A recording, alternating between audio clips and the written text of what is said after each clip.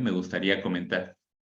Me gustaría comentarles que la doctora Elia Solís es médica egresada de la Universidad Autónoma de Nuevo León y es especialista en psiquiatría por el Instituto Nacional de Psiquiatría Ramón de la Fuente Muñiz, donde actualmente cursa la alta especialidad en neurobiología de la esquizofrenia. Además, se desempeña como médica psiquiatra en el medio privado. Eh, Así que, doctora, le doy el pase y todo suyo la Ujú. transmisión. A ver, ¿ahí se ve? Sí, ya se puede ver. A ver, déjame lo hago grande. Sí. Ya. Bueno, pues mi nombre es Elia Solís y el día de hoy les voy a hablar de estigma y padecimientos mentales. Pues bueno, ya me presentaron y vamos a empezar con qué es el estigma. Hablando de la palabra como tal, el término estigma pues ha reflejado a lo largo de la historia o significa una marca de vergüenza o degradación. Se cree que la palabra como tal pues apareció en el siglo XVI o XVII y pues al principio se utilizaba para denominar una marca, ya fuera de índole religiosa o más comúnmente con propósitos utilitarios. Es decir, se utilizaba para marcar personas que tenían condición de criminales o de esclavos y esto significaba que no eran hombres libres y con tal marca pues se identificaban ante la sociedad como de un estrato inferior. Es decir, el estigma o esta palabra ha tenido ante la sociedad y a lo largo de la historia una atribución pues negativa, ¿no? ¿Y de dónde sale esta atribución negativa? Pues del miedo, digámoslo, a lo desconocido. Pues cuando tenemos como miedo o desconocimiento tendemos a estigmatizar o a categorizar o a separar a las personas con esos atributos. Y bueno, actualmente pues se han hecho como otras definiciones. Goffman en los años 60 pues lo describió como un atributo que es devaluador, que degradaba a la persona y rebajaba a la persona que era portadora del mismo. Y también Jones lo definía como una marca que vincula a las personas con características indeseables. Es decir, pues los individuos estigmatizados poseen características que los llevan a una identidad social que es devaluada en un contexto social particular. Y pues el estigma se pone de manifiesto de tres maneras, ¿no? Están primero los estereotipos, que son los conocimientos o las concepciones que son aprendidas por la mayor parte de la sociedad o de la población. Es decir, es un acuerdo generalizado acerca de características de cierto grupo de personas, usualmente son minorías. Después, si este tipo, o más bien si los estereotipos se aplican y se llevan o se perciben reacciones emocionales negativas, pues nos da lugar a los prejuicios. Y finalmente, ya cuando existen comportamientos de rechazo hacia esta parte de la sociedad, pues ya estamos hablando de discriminación. Y todo esto es lo que conlleva o lo que pone de manifiesto al estigma. Ahora, el estigma en los trastornos mentales. Bueno, aquí yo puse una frase que tomé de una psiquiatra que padece trastorno bipolar, que ella dice que fue difícil difícil tomar la decisión de divulgar que tenía una enfermedad mental severa, en este caso pues era trastorno bipolar, pero pues también mencionaba que la privacidad puede matar. Y ella mencionaba que el problema con la enfermedad mental es que quienes la padecen, especialmente quienes están en una posición que pudiera cambiar las actitudes públicas, también están reticentes a hablar de eso o a buscar ayuda. ¿Por qué? Porque tienen miedo de las represalias profesionales que puede conllevar. Siguiendo este mismo camino, 1 de cada 4 profesionales de la salud, ya sean psicólogos, enfermería, médicos, van a experimentar de alguna manera cercanía con un padecimiento mental, ya sea en ellos mismos, en miembros de la familia o en compañeros de trabajo. Entonces, todo esto conlleva a que cuando uno tiene un padecimiento mental, se magnifican la experiencia de rechazo y las dificultades del día al día, y todo esto relacionado pues al estigma que padecen que tienen los padecimientos mentales. Y pues a pesar de que los trastornos mentales son el 7% de la carga global y se ha estimado que hasta un cuarto de discapacidad a nivel mundial, y a pesar de que, por ejemplo, la OMS se ha esforzado por incitar a que se creen programas como para que esto de la salud mental sea más conocida, no hay tanta inclusión en cuanto a padecimientos mentales o en cuanto a la integración a servicios en primer nivel. Y pues ya metiéndonos un poquito más en el tema, hay varias teorías de cómo se forma el estigma. Están los modelos sociológicos que abordan el estigma, pero desde las estructuras sociales e institucionales.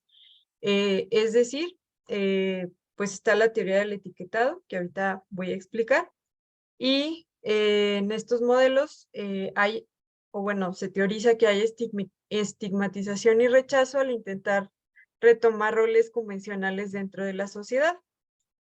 ¿Cómo es esto del etiquetado? Ellos hipotetizan que la estigmatización depende del poder social, económico y político. Entonces, todo esto es una situación de poder que conlleva una desventaja para la persona que tiene esta etiqueta. Y las etiquetas, el estigma, cómo se va formando según este modelo.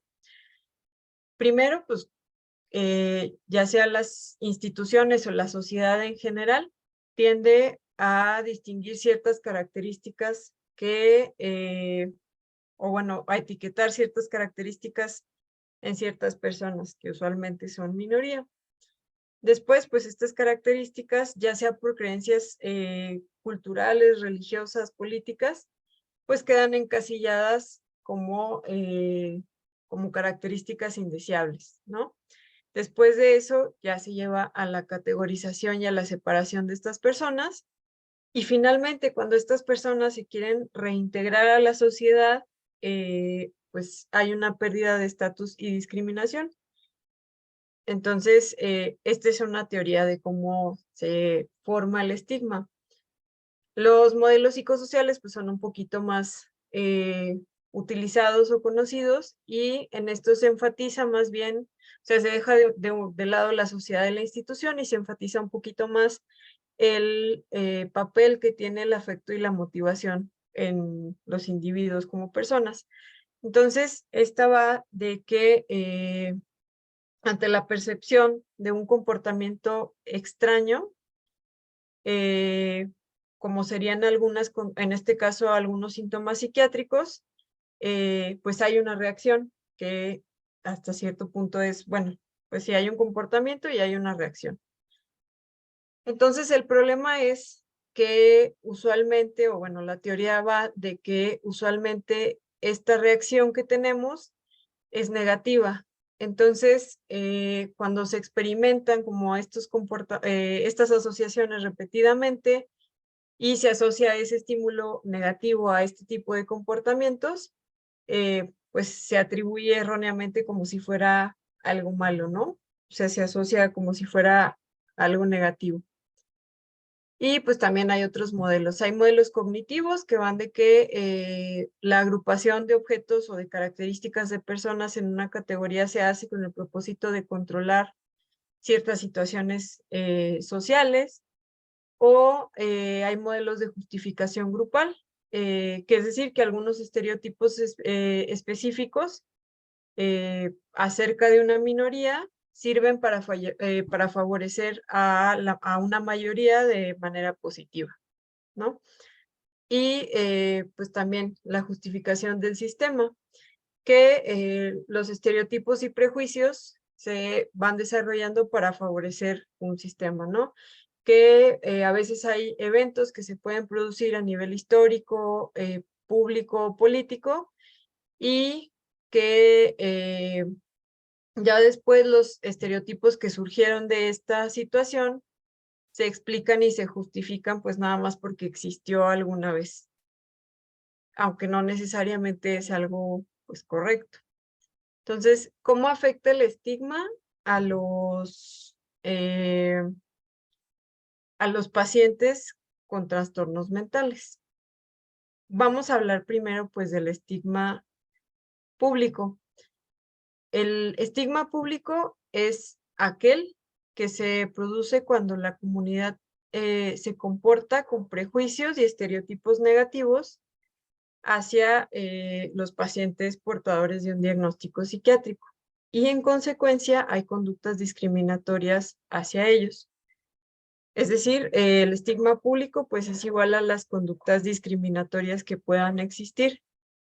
Y aquí algo importante que mencionar es que cuando se dan como este tipo de vivencias o de situaciones discriminatorias, las personas receptoras de ese tipo de conductas empiezan a presentar algo que se conoce como anticipación discriminatoria.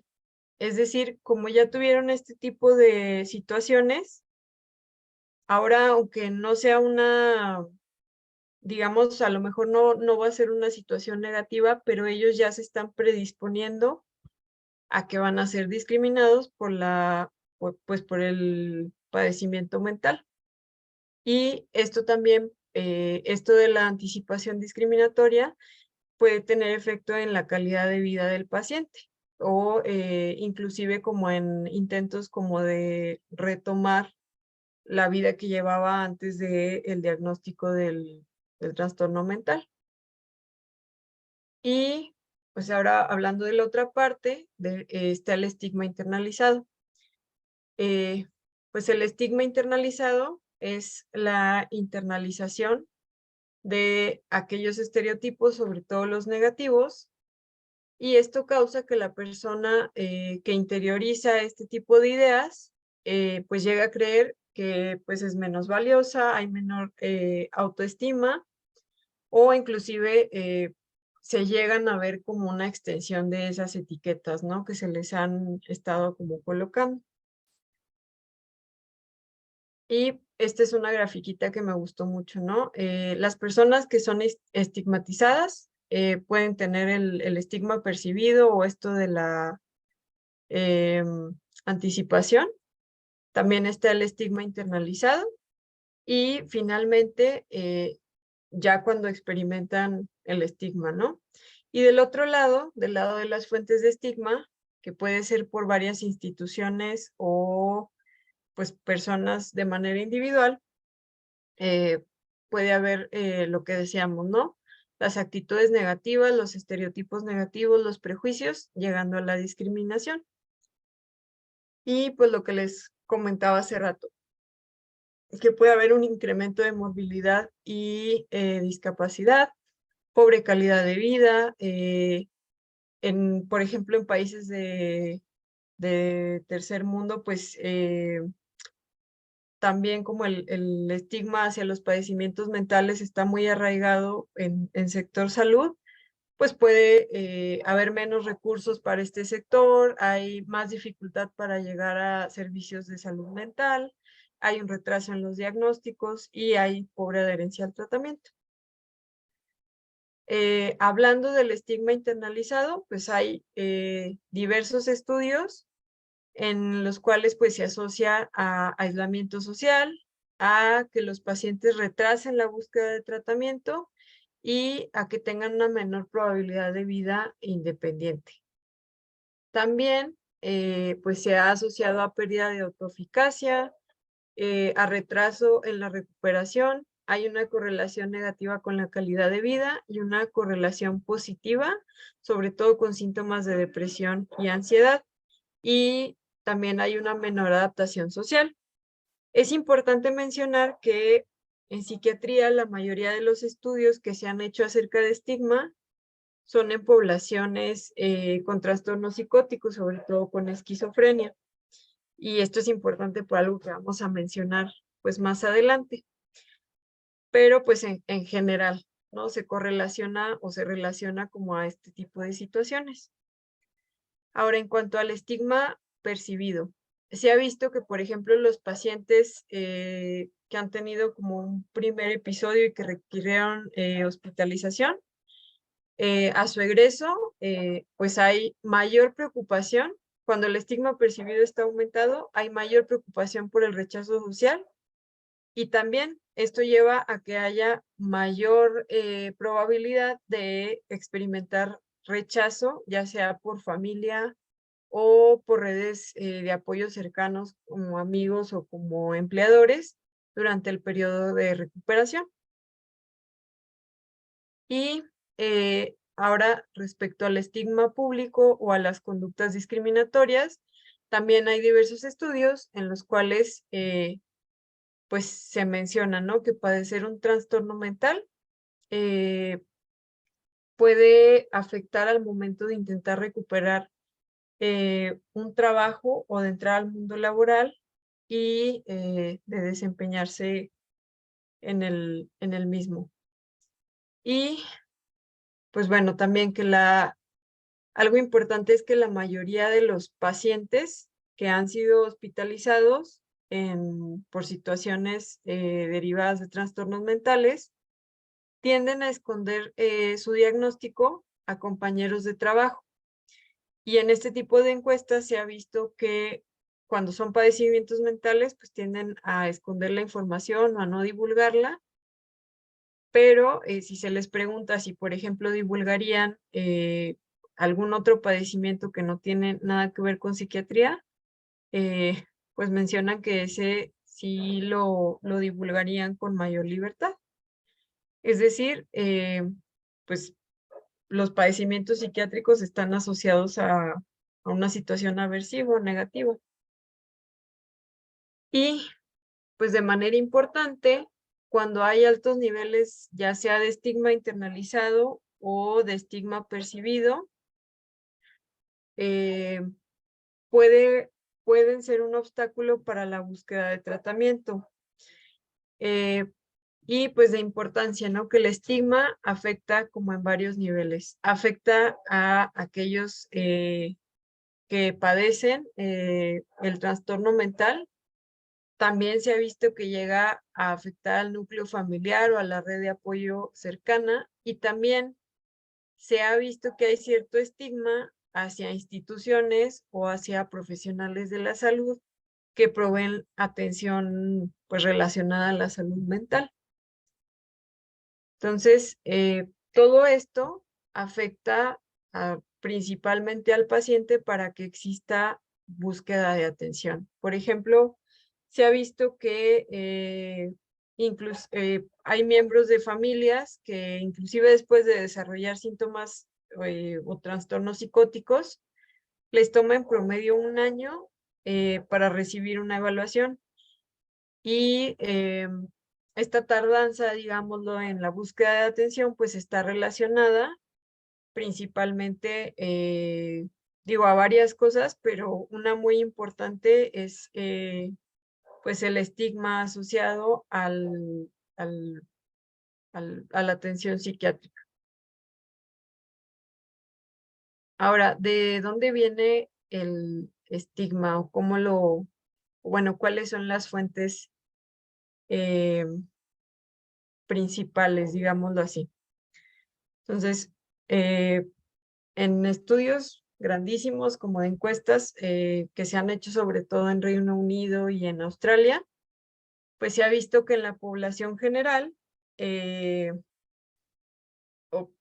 se ha visto que el estigma hacia la enfermedad mental o hacia los padecimientos mentales es más prevalente en personas mayores de sexo masculino y de menor nivel educativo. Sin embargo, pues también en otros estudios se ha visto que en realidad la mayor parte de la población tiene estereotipos negativos hacia aquellas personas que padecen trastornos mentales. Y en su mayoría, pues se les etiqueta como personas impredecibles, como personas peligrosas, se asocia con agresividad, o con poco control sobre sus acciones, ¿no? Entonces, pues, ¿de dónde vienen estos estereotipos negativos o de dónde la gente empieza a internalizar este tipo de ideas? Bueno, hay un estudio ya viejito que encontró que el 66% de las representaciones de trastornos mentales en la televisión, y fue en la televisión nada más, se enfocaban principalmente en retratar a las personas con padecimientos mentales como violentas. Y en este mismo estudio se hizo una encuesta a la población de Reino Unido y, por ejemplo, aquí los pacientes con trastornos mentales diversos pues reportaban que ellos percibían que la cobertura mediática que se le daba o la representación que se le daba a los trastornos mentales pues sí llegaban a tener un efecto negativo o un impacto negativo en su salud mental. Ahora, siendo más específicos, pues está la familia, ¿no? Usualmente la familia es pues la red de apoyo principal de los pacientes sobre todo con trastornos mentales graves, pero pues también se ha visto que la familia tiene exactamente o parece que tienen los mismos conocimientos acerca de los padecimientos mentales que la población en general. Entonces, los familiares es muy común que lleguen a presentar conductas estigmatizadoras hacia las personas o hacia los pacientes con enfermedad mental. Y en muchas ocasiones, este tipo de conductas pues se traduce en que se les impide la autonomía, que hay sobreprotección o al contrario, que se les ve pues como personas no confiables o que pueden llegar a ser peligrosas.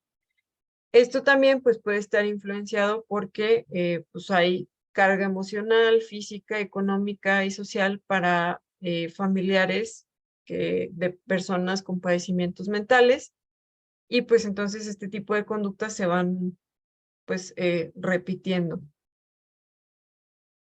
Y otra cosa importante es el aspecto de la divulgación. Pues se ha visto que usualmente, sobre todo cuando el diagnóstico es como de primera vez o cuando son primeros episodios, pues se ha visto que usualmente la familia alienta al paciente a no revelar el diagnóstico. ¿Por qué? Porque se le ve como algo, pues, vergonzoso o como algo negativo asociado al núcleo familiar. De hecho, hay estudios en donde se ha visto que de hecho la familia de los pacientes con trastornos mentales, pues también puede ser receptora de cierto estigma.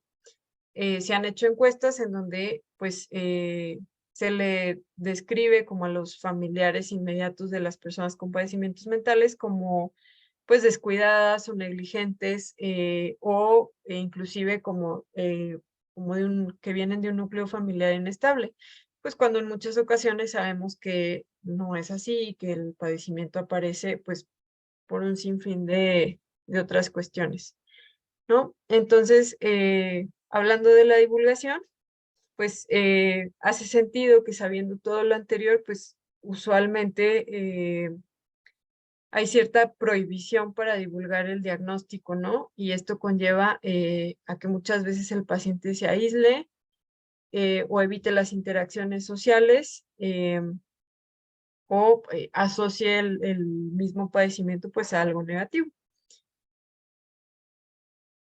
Y pues bueno, era lo que les decía, ¿no? Que eh, asociado a la divulgación,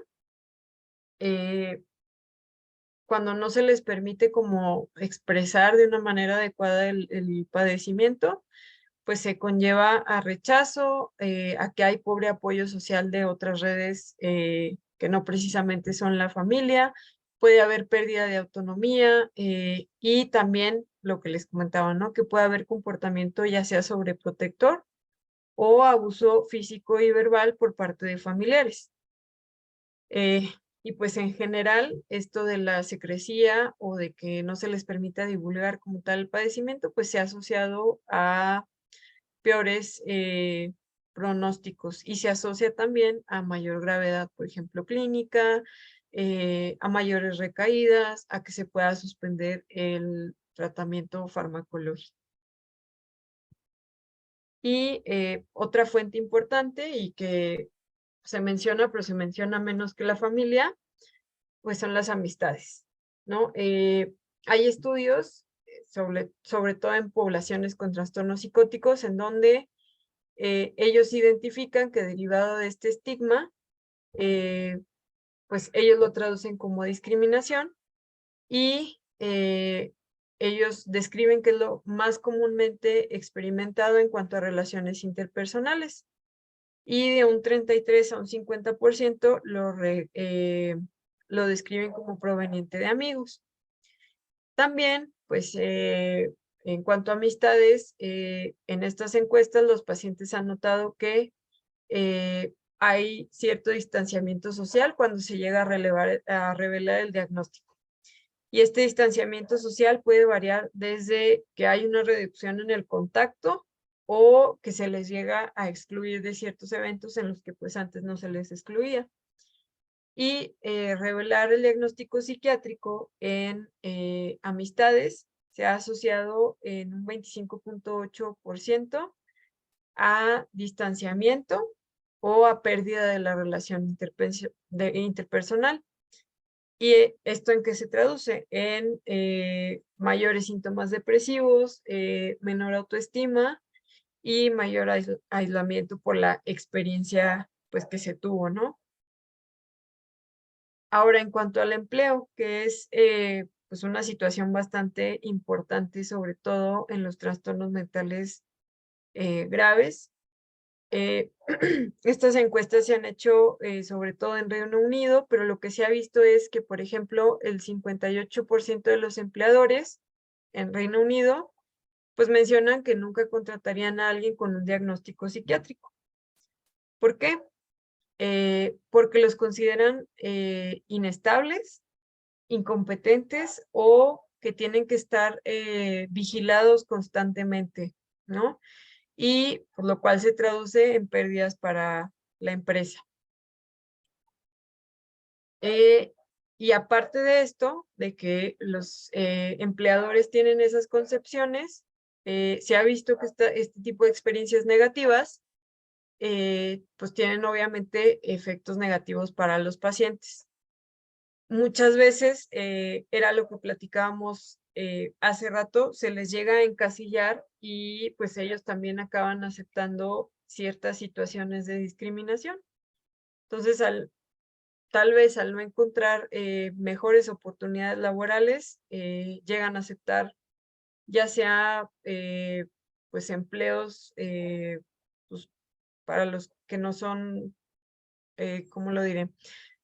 Para los que a lo mejor pues ellos tienen mayor capacitación, pero aceptan pues empleos como de menor nivel, digámoslo así, acaban aceptando conductas discriminatorias, abuso por parte de otros empleados, pues finalmente asumen este papel que se les da de incompetentes y pues ya sea que haya renuncias más frecuentemente o que dejen de buscar oportunidades de trabajo.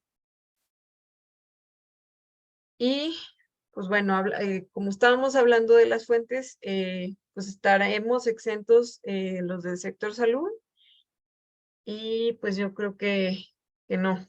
Entonces, hablando de médicos generales y médicos de otras especialidades, y aquí se incluyen pues enfermería, se ha visto que específicamente con pacientes con padecimientos mentales, pues puede haber reacciones emocionales fuertes o negativas.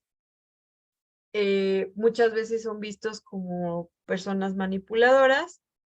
¿Y qué es lo que pasa? Que inmediatamente cuando se conoce que el paciente tiene algún padecimiento mental, hay mayores tiempos de espera. Y esto se ha visto sobre todo en ambiente de urgencias. Acá algo también importante es pues que es como más específico con ciertos tipos de pacientes. Por ejemplo, pacientes que traen síntomas psicóticos, pues usualmente, bueno, en los estudios menciona que a veces se omite como hacer pues, la exploración médica como tal, atribuyendo todo al padecimiento mental, o por ejemplo, pacientes con trastornos de la personalidad que traen autolesiones, también se ha visto que cuando llegan a servicio de urgencias por este tipo de situaciones, propositivamente o muchas veces se les deja mayor tiempo en la sala de espera porque se piensa que la conducta autolesiva pues es algo sobre lo que el paciente pues tiene total control o que es su culpa, ¿no? Entonces se les cree como menos merecedores de la atención en ese momento. Pues también pareciera que este tipo de estereotipos negativos se va formando desde la carrera y o desde la formación universitaria. Pues algo llamativo es un pequeño porcentaje son los que escogen pues hacer psiquiatría. La mayoría desde pues, que empieza la formación universitaria tienen pensado pues otro tipo de especialidad, ¿no? Eh, de hecho, hay varias encuestas con pacientes de medicina en los cuales pues muchas veces se les pregunta que a qué tipo de paciente preferirían atender, ¿no? Si a un paciente con trastorno psicótico o a pacientes que tienen cáncer. Y la mayoría acaba pues eligiendo a pacientes que tienen cáncer, aunque pues evidentemente, o bueno, probablemente sea algo más difícil de tratar, con más complicaciones que un paciente con un trastorno psicótico. Entonces también pues, se le ve como algo negativo, ¿no? Y pues son pacientes que se consideran difíciles. Y pues bueno, pero el sector de salud mental, pues sí estamos exentos, ¿no? Pues no. Entonces, en cuanto a psiquiatras y a psicólogos, sí hay mayor comprensión hacia los padecimientos mentales, obviamente, pero pasa algo bien curioso. Se ha visto en varios estudios, y son poquitos porque no se ha estudiado como muy extensivamente, pero en los poquitos estudios que hay, se ha visto que tanto psiquiatras como psicólogos tenemos mayor comprensión hacia pacientes con trastornos psicóticos o trastornos que consideramos como de origen neurobiológico. Esto en comparación con pacientes con trastorno de la personalidad. Entonces, yo creo que varios pues vamos a sentirnos como identificados, pero también en varios estudios que estudian específicamente este fenómeno, pues se ha visto, ¿no? Que en cuanto a pacientes con trastorno de la personalidad, sobre todo con TLP, se llega a usar el diagnóstico como de manera peyorativa, ¿no? Como, híjole, eres bien teleposo o eres bien límite, y eso se ve como algo negativo. Se ha visto que hay una respuesta negativa del personal, y también en pacientes con trastornos de la personalidad se ha visto que cuando hay quejas o cuando hay sugerencias de este tipo de pacientes hacia terapeutas o psiquiatras, no se toman en serio o se desestiman. ¿Por qué será esto? Hay varios factores, pero uno de los factores principales y que en encuestas pues ha sacado o sobresale es la dificultad del manejo de pacientes con trastornos de la personalidad. Entonces, eso usualmente genera frustración ya en el terapeuta o en el psiquiatra, porque pues lo vemos automáticamente como una falla de nosotros y una falla terapéutica. Y pues también que son pacientes que a veces pueden generar cierta contratransferencia negativa. Más bien, pues sí es por la falta o más bien esto pues también se da por la falta de entrenamiento o de recursos que tenemos al momento de tratar a estos pacientes. Muchas veces pues no sabemos qué otras herramientas o qué otros recursos podemos utilizar con estos pacientes y pues nos frustra bastante, ¿no? Y acaba en que sí llegamos a estigmatizarlos. Y pues aquí yo puse de manera muy breve pues algunos de los poquitos estudios. En estos estudios comparan el estigma internalizado en pacientes con trastorno límite de la personalidad y los comparan con el estigma internalizado en pacientes con esquizofrenia, con trastornos depresivos y con trastornos de ansiedad. Y pues sorpresivamente, o bueno, no tan sorpresivamente, pero los pacientes con TLP tienen tasas más altas de estigma internalizado y pues esto se asocia a mayor gravedad, es decir, menor control del padecimiento. Y está este otro que compara el TLP con trastorno por déficit de atención y pacientes con trastorno bipolar. Y aquí también los pacientes con TLP tienen mayores niveles de estigma internalizado y también llegan a percibir mayor discriminación y llegan a tener mayor aislamiento social asociado a los altos niveles de estigma internalizado. Pues algo muy importante aquí también es que algo que sobresale como de este tipo de estudios es que la mayoría de los trabajadores del sector de salud mental, bueno, psiquiatras o psicólogos, tendemos a ver a los trastornos como trastornos psicóticos, trastorno depresivo, trastorno bipolar, como algo sobre lo que el paciente no tiene control o algo que que tiene un mayor componente neurobiológico. Y en cambio, tendemos a ver a los trastornos de personalidad o inclusive a los trastornos por consumo de sustancias como algo sobre lo que sí hay control y casi como pues que el paciente lo puede controlar de alguna manera, cuando en muchas ocasiones pues no es así o se necesitan como más herramientas. Y finalmente, pues, ¿qué camino seguir como profesionales de la salud mental? O cuáles son las sugerencias que se han hecho, que pues también son poquitas, pero pues lo primero, pues considerar nuestras actitudes y conciencia que tenemos acerca de los padecimientos mentales. Eh, yo creo que específicamente en psiquiatras y psicólogos o personas que tratamos de cerca con trastornos de personalidad, pues hacer conciencia de todo eso, de que a lo mejor pues muchas veces no hay el suficiente entrenamiento, pues tenemos que especializarnos más para evitar como este tipo de conductas que pues obviamente a los pacientes les generan o pueden llevar a un peor pronóstico. Eh, en general, pues leer acerca de experiencias de padecimientos mentales de otras personas. Se ha visto en programas que se han querido implementar internacionales que puede ayudar, como a empatizar en la población en general. Y pues lo ideal, o pues sí, en un mundo ideal sería que la información acerca de los padecimientos mentales pues se empezara a brindar pues desde niveles pues de educación primaria, secundaria, etcétera, ¿no? Por ejemplo, creo que en Canadá o en Holanda, no recuerdo en dónde, pero pues tienen más normalizado como que se les explique tanto a maestros como a niños, por ejemplo, los síntomas o como el pródromo de los síntomas psicóticos y se detecta con mayor rapidez, ¿no? Hay una mayor apertura a acudir como a servicios de salud mental.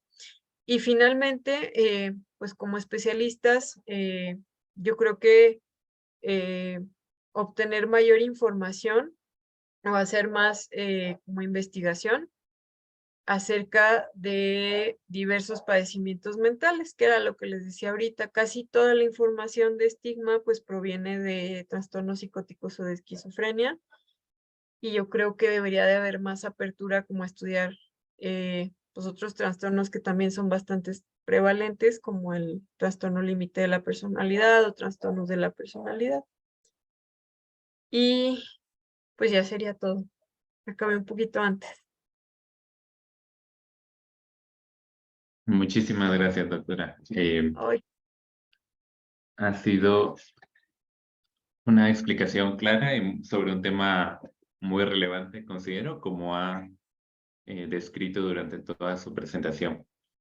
Vamos a invitar a quienes nos acompañan por Zoom y a quienes nos acompañan también por Facebook a que nos hagan preguntas. Tenemos una pregunta aquí por Facebook. César Amauri nos dice: buenas tardes, excelente tema y presentación por parte de la doctora Solís. Con las enfermedades psiquiátricas graves es particularmente relevante. Los pacientes con padecimientos psicóticos crónicos cuentan con un riesgo mayor de presentar comorbilidades físicas, particularmente metabólicas y cardiovasculares, con edades de inicio más tempranas y también aparición más temprana de complicaciones. Los médicos especialistas requeridos para la atención de estos cuadros complejos a menudo ni siquiera conocen que esta es una población de riesgo digna de mayor atención de su parte. Ahí va la pregunta. ¿Cómo combatir ese estigma cuando se presenta en un médico especialista o subespecialista ya formado? ¿Alguna experiencia relacionada o recomendación? Mil gracias. acerca de las comorbilidades, es que Sí, estaba muy con larga la pregunta. comorbilidades, sí, o sea, nos habla de justamente pacientes con padecimientos psicóticos crónicos que cuentan con un mayor riesgo de presentar comorbilidades físicas.